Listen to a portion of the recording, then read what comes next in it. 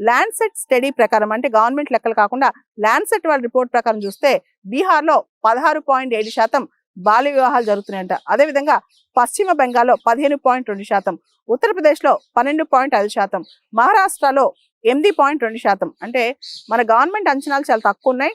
అయితే ప్రైవేట్ అంచనాలు చూస్తే కనుక భారతదేశంలో చాలా ఎక్కువగా చైల్డ్ మ్యారేజ్ జరుగుతున్నాయంట. మనం తెలంగాణ లాంటి రాష్ట్రం చూస్తే కళ్యాణ్ లక్ష్మి స్కీమ్ కానీ, షాదీ ముబారక్ కానీ ఇవన్నీ కూడా ఎవరైతే 18 సంవత్సరాల తర్వాత పెళ్లి చేసుకుంటారో ఆ అమ్మాయిలకి సపోర్ట్ సిస్టమ్ గా తెలంగాణ గవర్నమెంట్ రకరకాల పథకాలు లాంచ్ చేస్తుంది అనమాట. అదే విధంగా భారతదేశంలో అనేక రాష్ట్రాల్లో కూడా బాల్య వివాహాలు ఆపడానికి అమ్మాయిలు కనుక చదివించి తర్వాత 18 దాటాక పెళ్లి చేస్తే చాలా బెనిఫిట్స్ ఇస్తున్నారనమాట.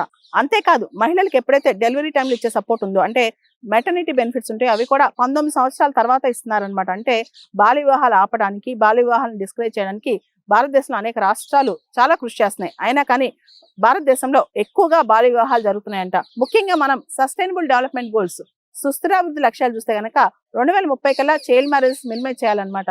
అయినా కానీ భారతదేశంలో అనధికారికంగా చాలా బాల్య వివాహాలు జరుగుతున్నాయి అనమాట. దీనికి సంబంధించి మనం ఎన్ని చట్టాలు పాలసీలు తీసుకొచ్చినా సరే బిహేవియరల్ చేంజ్, సొసైటల్ చేంజ్ రాందే బాల్య వివాహాలు ఆపడం చాలా కష్టం.